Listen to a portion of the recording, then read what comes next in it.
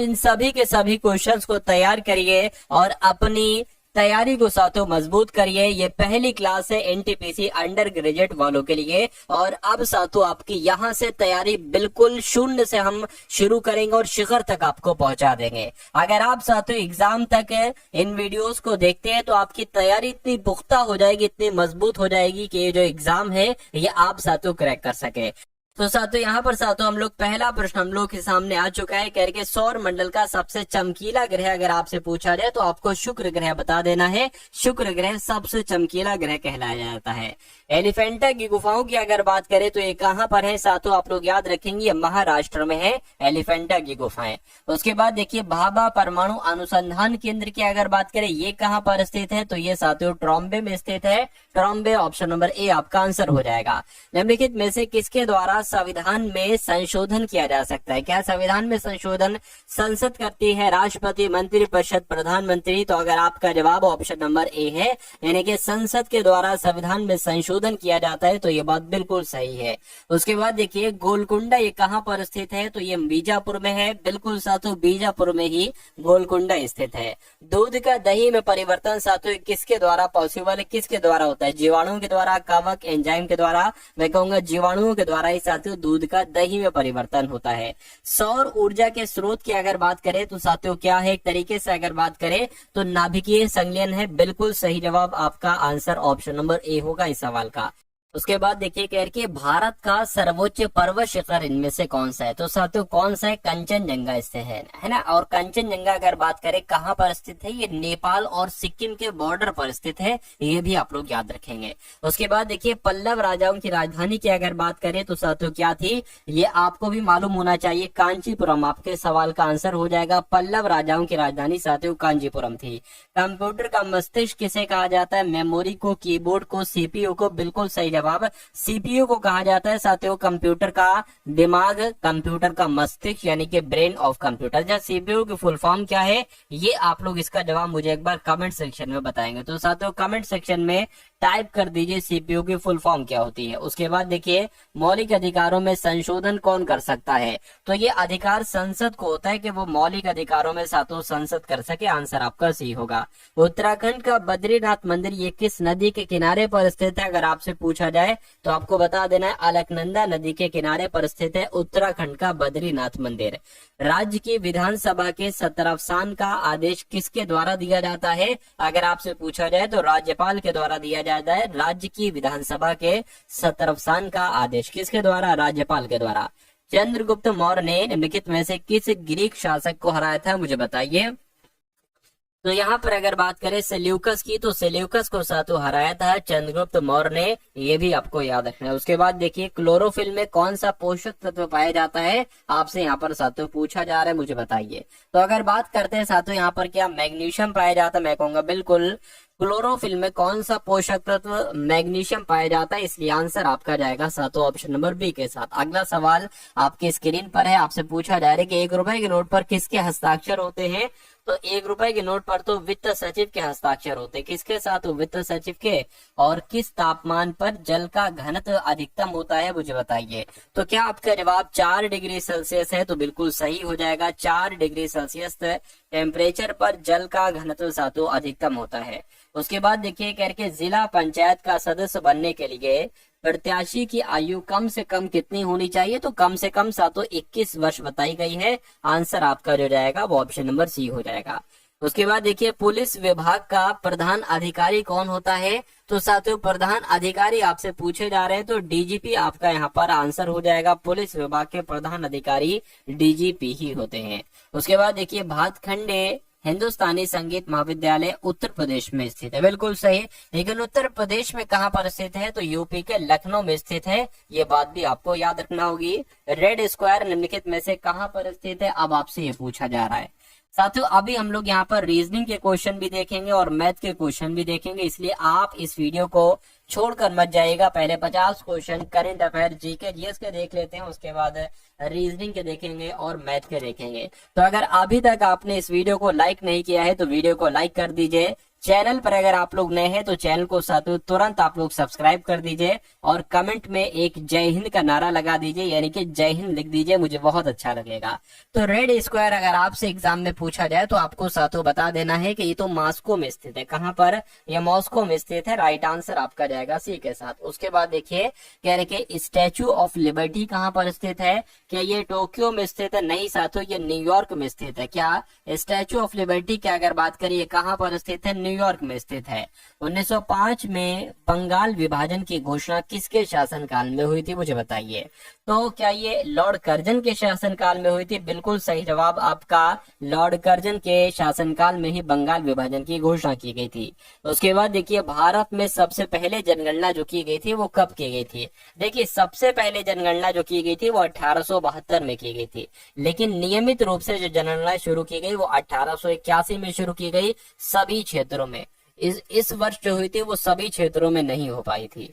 उसके बाद देखिए खट्टे फल कौन से विटामिन का स्रोत होते हैं? यानी कि खट्टे फलों से हमें विटामिन सी प्राप्त होती है, जैसे कि आंवला हो गया, संतरा हो गया, नींबू हो गया, यहाँ पर हमें सातों विटामिन सी प्राप्त होती है इन सारी चीजों से।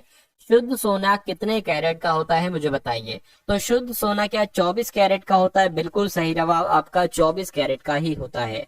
इनमें से किसके शासनकाल में स्थायी बंदोबस्त आरंभ किया गया था, मुझे बताइए। सवाल कई बार आपसे पूछा जा चुका है, मैं आपको बता चुका हूं साथियों, लॉर्ड कॉर्नवालिस के शासनकाल में स्थायी बंदोबस्त आरंभ किया गया था। ये आप लोग याद रखेंगे, आपके एग्जाम में पूछा जा सकता है। उसके बाद देखिए नोबेल पुरस्कार कुल कितने क्षेत्रों में बांटा जाता है, मुझे बताइए।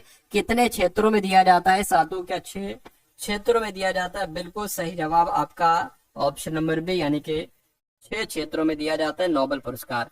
किस मुगल शासक के कार्यकाल में चित्रकला अपने चरम पर थी? यानी कि चित्रकला का सबसे ज्यादा साथियों जोरों शोरों से हुई थी वो जहांगीर के समय में हुई थी, इसलिए आंसर आपको ऑप्शन नंबर बी है। अगला देखिए जीएसटी बिल को सर्वप्रथम पारित करने वाला राज्य कौन सा है? तो साथियों जीएसटी बिल सबसे पहले कहां पर पारित हुआ था, आप लोग याद रखेंगे, असम में पारित हुआ था। आंसर आपका डी होगा। तो उसके बाद देखिए कह रहे कि मार्क जुकरबर्ग ने फेसबुक की स्थापना साथियों इनमें से कौन से वर्ष में की थी?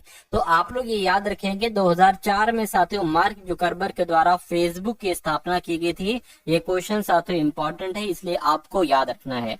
अगला सवाल देखिए आपकी स्क्रीन पर कह रहे कि आईसीसी चैंपियंस ट्रॉफी 2025 में भारत और पाकिस्तान के बीच मुकाबला किस स्टेडियम में आयोजित किया गया था? तो दुबई इंटरनेशनल स्टेडियम में आयोजित किया गया था। करंट अफेयर के क्वेश्चन तो आपके शुरू हो चुके हैं, है ना। तो आप लोग याद रखेंगे जो मैंने आपको बताया, आईसीसी चैंपियंस ट्रॉफी 2025 में विजेता टीम को कितनी राशि दी गई है? तो कितनी राशि दी गई है साथियों आप लोग याद रखेंगे 20.8 करोड़, यानी कि लगभग 21 करोड़ की राशि दी गई है। 20.8 करोड़ की राशि दी गई है आईसीसी चैंपियंस ट्रॉफी 2025 में विजेता टीम को। उसके बाद देखिए कह रहे कि हाल ही में कहाँ पहली वाइन उत्पादन इकाई शुरू की गई? तो ये पता सा तो उत्तराखंड में शुरू की गई है पहली वाइन उत्पादन इकाई। अगला सवाल देखिए किस अंतरिक्ष एजेंसी के पार्कर सोलर प्रोब ने सूर्य के सबसे करीब पहुंचने का प्रयास किया है?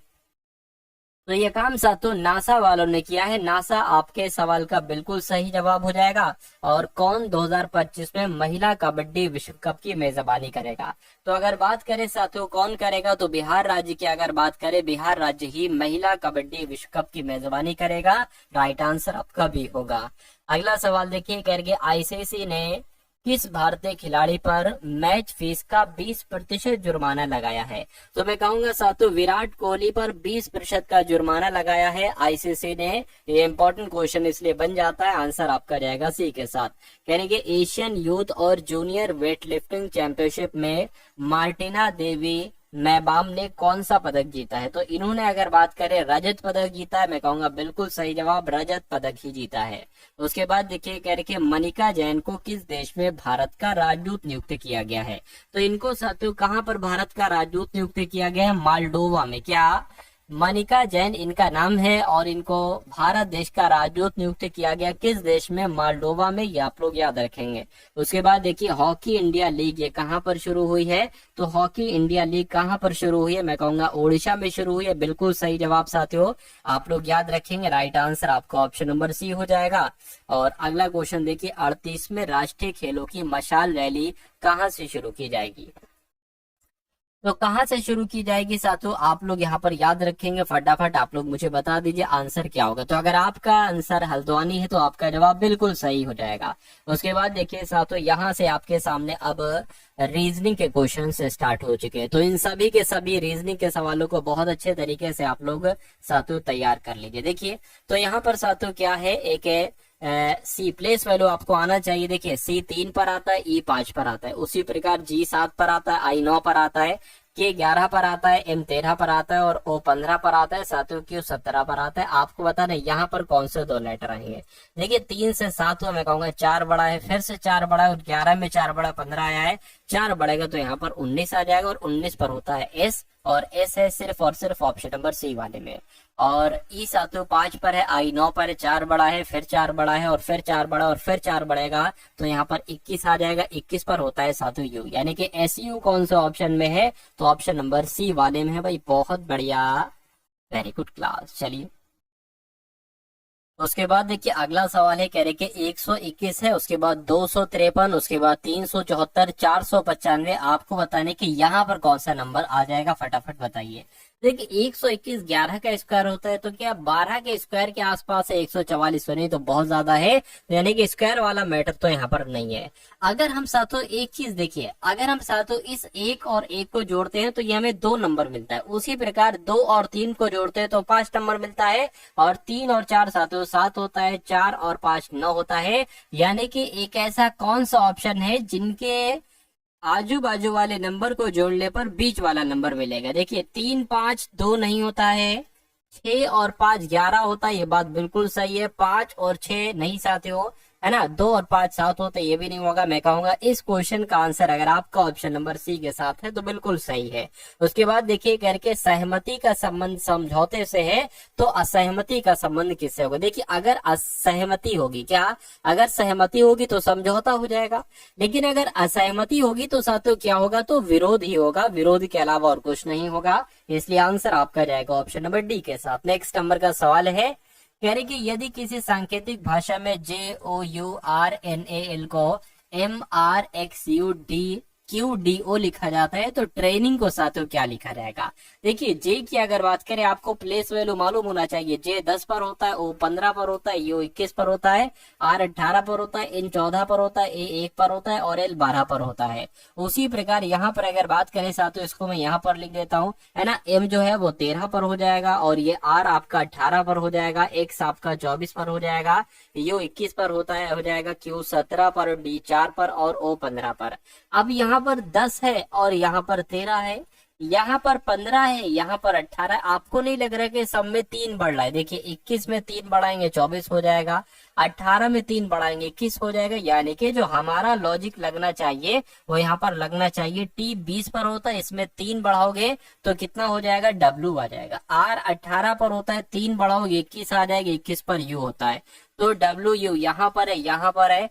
A 1 पर होता है साथियों, 3 बढ़ाओगे तो D हो जाएगा, यानी कि WUD कहाँ पर है, ऑप्शन नंबर डी वाले में। तो इन सब में भी 3 3 3 बढ़ेगा, G में 3 बढ़ाओगे तो J आ जाएगा। तो कुल मिला के जिनका आंसर ऑप्शन नंबर बी के साथ है तो बिल्कुल सही हो जाएगा भाई। बहुत बढ़िया, वेरी गुड क्लास। चलिए अब उसके बाद देख लेते हैं साथियों, नेक्स्ट नंबर के क्वेश्चन आपकी स्क्रीन पर है। इन क्वेश्चंस को आप लोग देखिए और मुझे बताइए आंसर क्या होगा। देखिए कह रहे हैं कि यदि प्लस का अर्थ, यहाँ पर सही नहीं लिखा है, मैं आपको बता देता हूँ।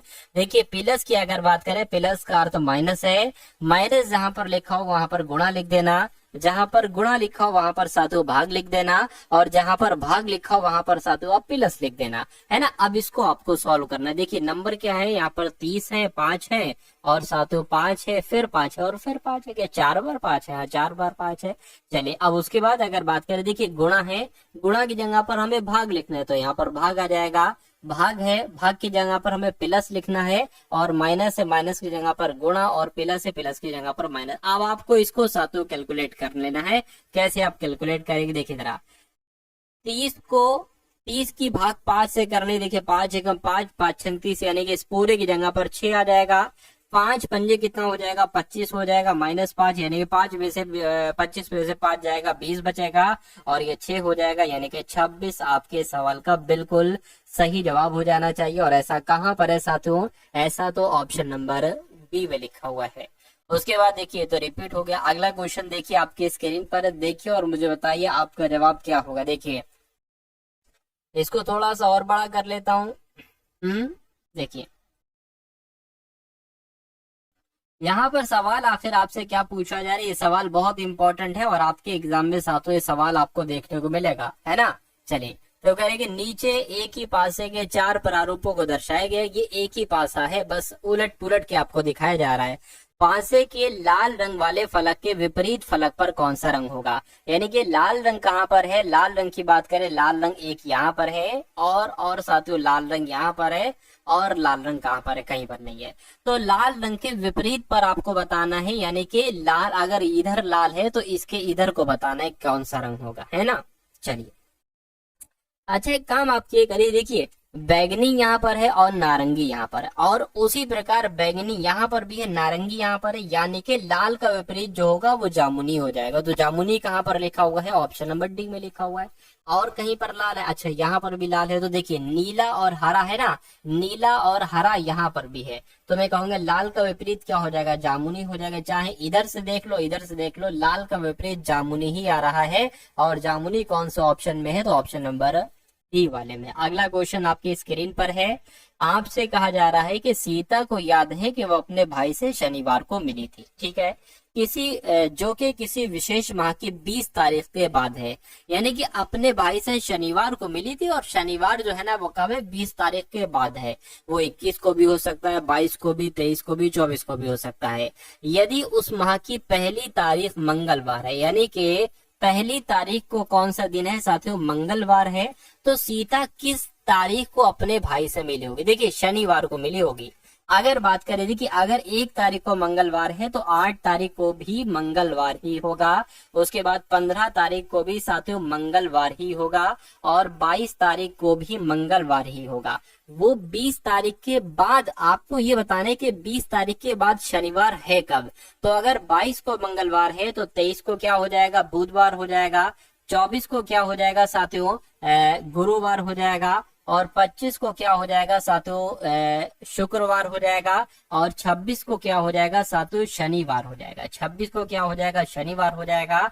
यानी कि मैं कहूंगा सीता को याद है कि वो अपने भाई से शनिवार को मिली थी, ठीक है, जो कि किसी माह की विशेष तारीख के बाद है, शनिवार 26 तारीख को। यदि उस माह की पहली तारीख मंगलवार थी तो सीता किस तारीख को अपने भाई से मिली थी, तो साथियों 26 तारीख को अपने भाई से मिली थी। 26 तारीख कहाँ पर है, ऑप्शन नंबर डी वाले में। तो उसके बाद देखिए अगला सवाल है, कह प्रेरणा सुधीर की बहू और विभोर की भाभी। तो यहाँ पर साथियों आपसे जैसा जैसा कहा जाए वैसा वैसा आप करते जाइए। प्रेरणा सुधीर की बहू, यानी कि सुधीर का कोई बेटा होगा क्या साथियों।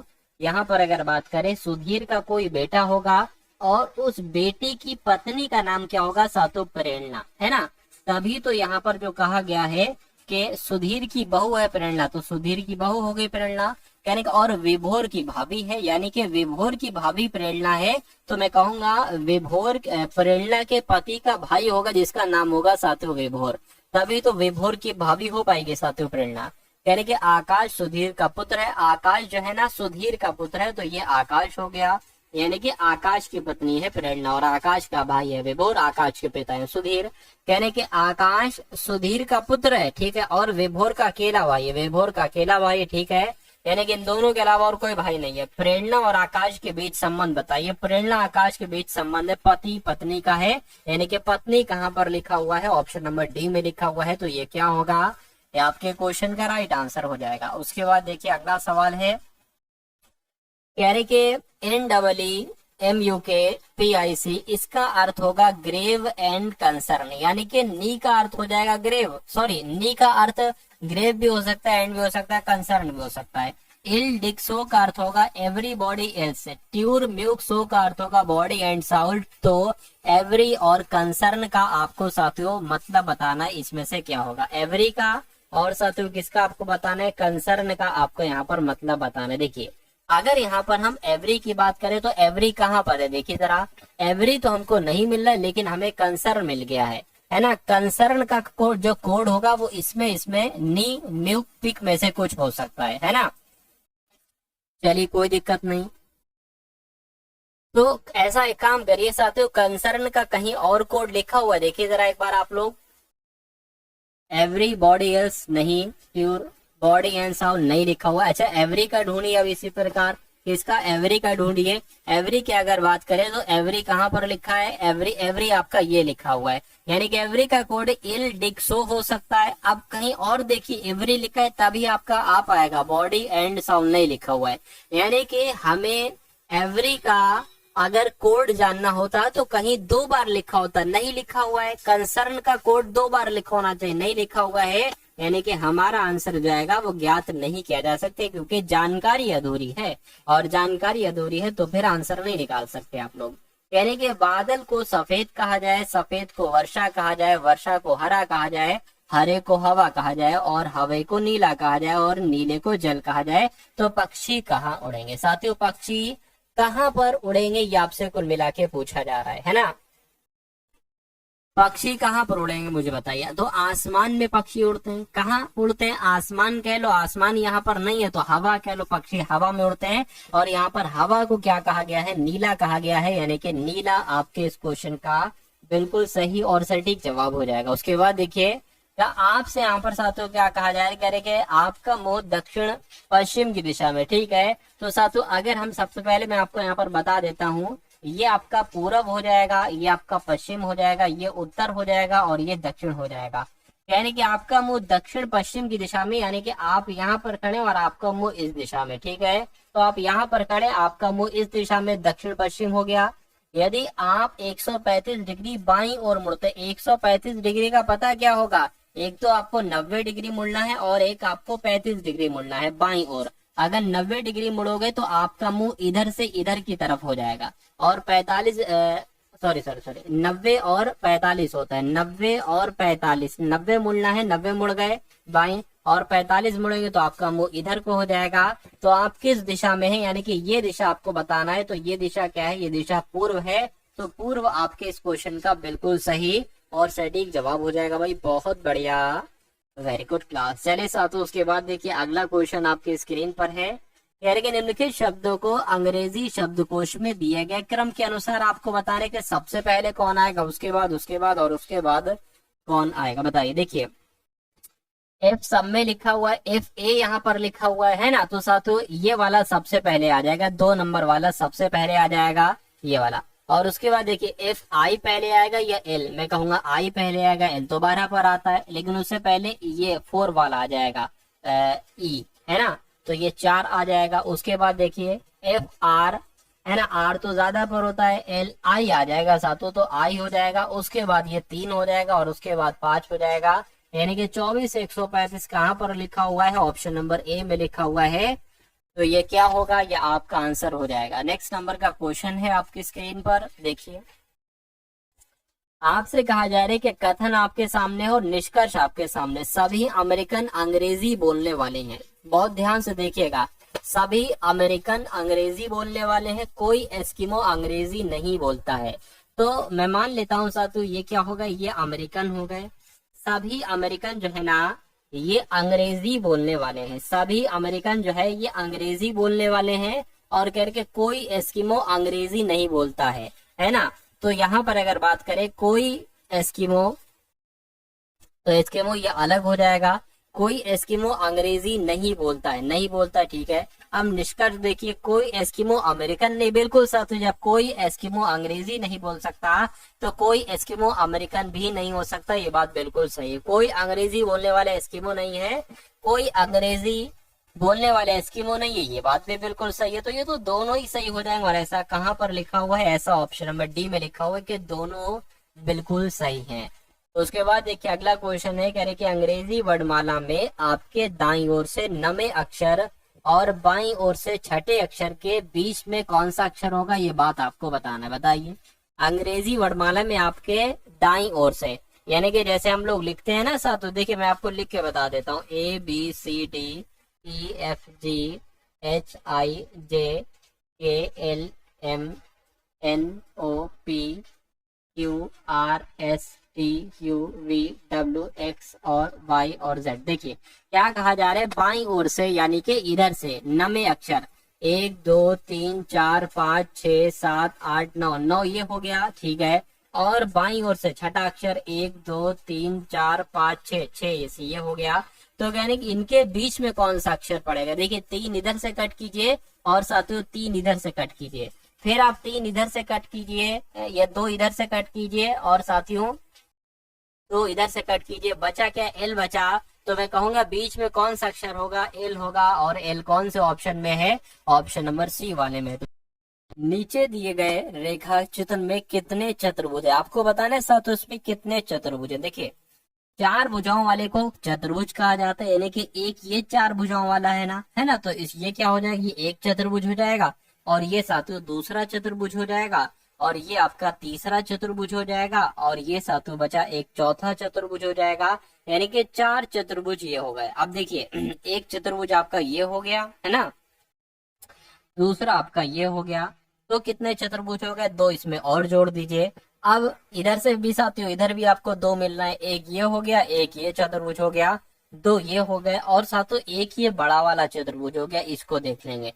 तो कुल मिला के टोटल कितने चतुर्भुज हो गए हैं, ये तो 9 चतुर्भुज हो गए हैं। तो 9 कौन से ऑप्शन में 9 चतुर्भुज हैं इस आकृति में, इस चित्र में, इसलिए आंसर आपका ऑप्शन नंबर सी होगा। नेक्स्ट नंबर का सवाल है साथियों, अब आप लोग यहाँ पर मैथ के क्वेश्चंस देख लीजिए, है ना। चलिए, भिन्न है 1 सही 1/5 तथा इसके व्युत्क्रम के मध्य अंतर आपको बताना। देखिए ये क्या लिखा हुआ है साथियों, 1 सही 1/5 यानी कि 1 सही 1/5 ये इस प्रकार से लिखा हुआ है। तो अगर हम साथियों इसको सॉल्व करें तो क्या हो जाएगा, 5 एकम 5, 5 और 1 6 यानी कि 6/5 यहाँ पर आ जाएगा।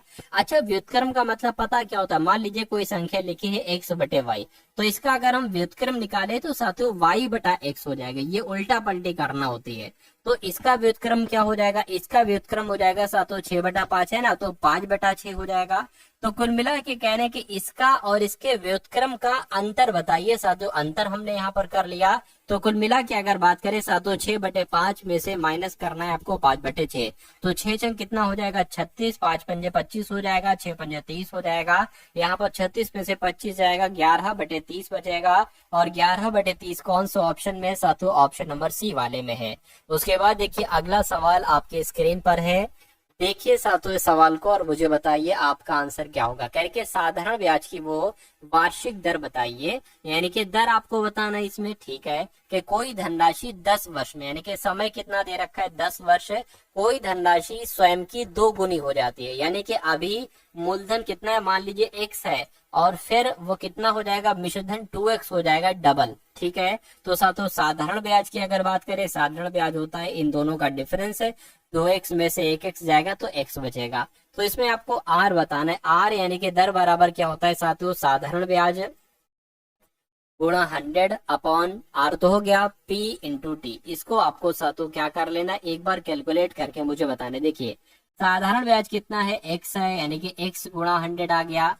p की अगर बात करें तो x है और साथियों t कितना है, यहाँ पर 10 वर्ष है, इससे ये कैंसिल हो गया, 1 0 से 1 0, यानी कि r बराबर जो बचा वो 10% बचा, यानी कि दर आपकी कितनी निकलेगी, 10% निकलेगी। आंसर आपका सी होगा।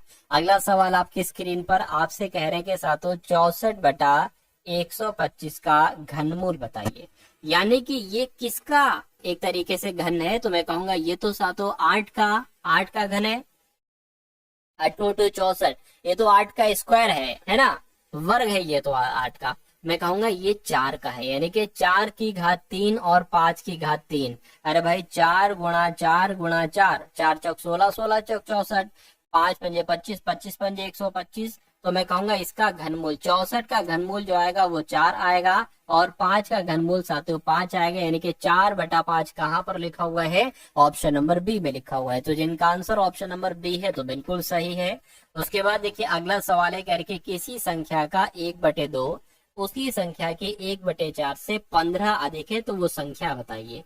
मान लेते वो संख्या साथियों x है, किसी संख्या का 1/2 यानी कि किसी संख्या का 1/2, ठीक है। उसी संख्या के 1/4 से 15 अधिक है तो 15 अधिक आ गया, यहाँ पर आपको माइनस लगाना है। तो आपको इसमें से x का मान निकालना है। 4 की गुणा 1 से करिए तो 4x हो जाएगा, 2 की 1 से 2x हो जाएगा, 4 दूना 8 हो जाएगा, बराबर साथियों 15 यहाँ पर आ जाएगा। है ना। 4x में से 2x जाएगा तो 2x बचेगा बराबर 15 गुणा 8 हो जाएगा 120 हो गया इधर सातों, इधर 2x हो गया, है ना। तो अगर x बराबर बात करें तो सातों 60 आ जाएगा, 2 से कटेगा ना 120, तो 60 यहाँ पर आपका जो होगा वो बिल्कुल सही जवाब हो जाएगा। एक परिवार के 4 सदस्यों की आयु 10 वर्ष, 14 वर्ष, 34 वर्ष और 36 वर्ष है। परिवार की औसत आयु आपसे पूछी जा रही है। कितने लोग हैं? 4 लोग हैं। एक की आयु 10 वर्ष है, एक की 14 है और एक की 34 है और सातों एक की 36 वर्ष है। यानी कि टोटल 4 लोग हैं। इसकी औसत आयु आपसे यहाँ पर कुल मिला के पूछी जा रही है। तो इन सब का योग करके आपको 4 से भाग दे देना है। 4 से, क्योंकि 4 लोग हैं तो आपको औसत आयु सातों यहाँ पर प्राप्त हो जाएगी। चलिए, तो अब अगर इनको कैलकुलेट करें तो इनको जोड़िए जरा। 6 4 10 हो जाएगा, 14 हो जाएगा, 14 का 4 आ जाएगा, हासिल का 1 आ जाएगा, 3 3 6 7 8 और 1 9, यानी कि 94/4 आ गया। इसको कैलकुलेट करिए। 4 दूना 8, ये 14 हो जाएगा, 4 3 12 हो जाएगा, है ना। 4 3 12 हो जाएगा और 2 जाएगा, 2 बचेगा, पॉइंट लग जाएगा, 0 बढ़ गया, 4 5 20, यानी कि औसत आयु जो आएगी वो साथियों 23.5 आ जाएगी। 23.5 वर्ष कहाँ पर लिखा हुआ है? ऑप्शन नंबर सी में लिखा हुआ है। तो जिनका भी आंसर ऑप्शन नंबर सी के साथ है तो बिल्कुल सही है। कह रहे कि एक टेम्पो 25 किलोमीटर प्रति घंटा की चाल से जा रहा है। यदि उसकी चाल 5% बढ़ गई तो उसकी चाल कितनी होगी? यानी कि 25% किलोमीटर प्रति घंटा की चाल से जा रहे, इसको 5% चाल की अगर बात करें, 5% चाल अगर हम बढ़ाएं यानी कि 105 इसको कर दे, 105% कर दिया, ठीक है। अब इसको कैलकुलेट कर लो साथों यहाँ पर, है ना। कितना हो जाएगा? 4 दूना 8 हो जाएगा, 4 5 20, 4 छंग आपका 24 हो जाएगा, तो 26 पॉइंट करके कुछ आएगा। 26 पॉइंट कहाँ पर लिखा हुआ है? ऑप्शन नंबर सी में लिखा हुआ है। तो जिनका आंसर यहाँ पर ऑप्शन नंबर सी है तो बिल्कुल सही है। तो उसके बाद देखिए अगला क्वेश्चन आपकी स्क्रीन पर है। देखिए इस क्वेश्चन को और बताइए राइट आंसर आपसे कहा क्या जा रहा है। बहुत ध्यान से देखिएगा साथियों इस सवाल को, क्योंकि ये सवाल आपके लिए इंपॉर्टेंट है। देखिए भाई, चलिए, तो कहने के एक पिता है और एक पुत्र, इनकी वर्तमान आयु का योग 60 वर्ष है। ठीक है, कोई दिक्कत नहीं है। यानी कि अगर बात करते हैं सातों, पिताजी हैं और कौन है? और पुत्र हैं। इनकी आयु का योग कितना है सातों? 60 वर्ष है। इन दोनों की आयु को अगर जोड़ देते हैं तो 60 आ जाता है। यदि 6 वर्ष पहले पिता की आयु पुत्र की आयु की 5 गुना थी तो 6 वर्ष के बाद पुत्र की आयु क्या होगी? तो पुत्र की आयु अभी की निकाल लीजिए आप और आपको पता चल जाएगा, फिर 6 उसमें प्लस कर दीजिएगा। अच्छा, यहाँ पर अगर हम बात करें, मान लीजिए साथियों पिता की आयु कितनी माने और पुत्र की आयु कितनी माने। मान लीजिए साथियों पुत्र की आयु हम x मान लेते हैं, तो पिता की आयु कितनी हो जाएगी, है ना। देखिए दोनों की आयु का योग 60 है, तो पिता की आयु साथियों 60 माइनस x हो जाएगी। ये बात तो क्लियर है ना, इसमें तो कोई दिक्कत नहीं है साथियों। अगर पुत्र की आयु हम x मानते हैं तो पिता की आयु 60 माइनस x करेंगे। चलिए, कोई दिक्कत नहीं है। उसके बाद अगर बात करें, यहाँ पर कहा गया है कि यदि 6 वर्ष पहले पिता की आयु, 6 वर्ष पहले पिता की आयु, देखिए अभी की पिता की आयु कितनी है? 60 माइनस x है। 6 वर्ष पहले कह रहे हैं तो सातों 6 वर्ष इसमें से घटा दीजिए, तो 6 वर्ष पहले पिता की आयु जो है ना पुत्र की आयु की 5 गुना है। तो पुत्र की आयु x है, x माइनस, अब देखिए इसमें अगर 6 घटा है तो इसमें भी 6 घटेगा, तो 5 गुना थी। कितनी? 5 गुना थी, तो 5 से सातों हमने इसको गुणा कर दिया। इसको आप कैलकुलेट करिए। 60 में से 6 जाएगा, 54 बचेगा, यानी कि 54 माइनस x हो गया बराबर 5x है, माइनस 5 छंग 30, 30 हो गया। अब एक काम करिए साथियों, 5x इधर है, माइनस का x उधर है, इधर आएगा माइनस का x, तो 5x प्लस x यानी कि 6x हो जाएगा, और बराबर ये माइनस के 30 है, उधर जाएगा तो कितना हो जाएगा? 54 और 30 तो 84 हो जाएगा, यानी कि x बराबर आपका 84/6 आ जाएगा। तो इसको कैलकुलेट करिए, 6 कम 6 और 6 चौका आपका 24, यानी कि x बराबर कितना आया है? 14 आया है। तो x हमने क्या माना था? x हमने पुत्र की आयु मानी थी। तो 6 वर्ष के बाद पुत्र की आयु कितनी हो जाएगी साथियों? 20 वर्ष हो जाएगी। तो 20 वर्ष कहाँ पर लिखा हुआ है? ऑप्शन नंबर ए में लिखा हुआ है। तो इस प्रकार आपका आंसर ऑप्शन नंबर ए होगा। अगला क्वेश्चन आपकी स्क्रीन पर है, देखिए इस क्वेश्चन को और बताइए राइट आंसर आपका क्या हो सकता है फटाफट। चलिए, कहा गया है कि एक वस्तु को 2850 रुपए में बेचने पर एक विक्रेता को 14% का लाभ होता है। ये लाभ 8% हो तो वस्तु का मूल्य क्या होगा? देखिए 100 एक तरीके से अगर बात करें 14% का लाभ होता है, यानी कि वो वस्तु 114% पर बेची जाती है। तो कितने रुपए की बेची जाती है? 2850 रुपए की बेची जाती है। ठीक है, कोई दिक्कत नहीं। 108% यानी कि आपको 8% का लाभ बताना है, क्या होगा? यानी कि 108% की आपको वैल्यू यहाँ पर बताना होगी। तो 2850 बटे 114 आ जाएगा। ये 1% की वैल्यू आई है। 108% की वैल्यू निकालना है तो 108 से आप लोग इसको गुणा करा दीजिए। अब साथियों इसको एक काम करिए, अब इसको कैलकुलेट जरा करिए। 2 से कट करेंगे, 2 पंजे 10, 2 सत्ते 14 हो जाएगा। 2 पंजे कितना आ जाएगा साथियों? 2 पंजे 10 आ गया, 2 चौक 8 आ जाएगा। ठीक है, कोई दिक्कत नहीं। अब अगर बात करें, है ना, अब अगर बात करें साथियों, इसको आप और जरा क्या करवाइए, कट करवाइए। देखिए 3 से कट करे तो 3 एकम 3 आ जाएगा, 3 निम 27 आ जाएगा। इसको 3 से 3 निम 27 आ गया, 3 पंजे 15, 0 आ गया। 19 एकम 19, 19 पंजे 95 हो जाएंगे। 50 की गुणा 54 से कर दीजिए, तो 54 की गुणा पहले तो 5 से कर दो, फिर 0 लगा देना। 5 चौक आपका 20 हो गया, 5 पंजे 25, 27 हो गया। 1 लगा दो, यानी कि 2700 आपका आंसर हो जाएगा।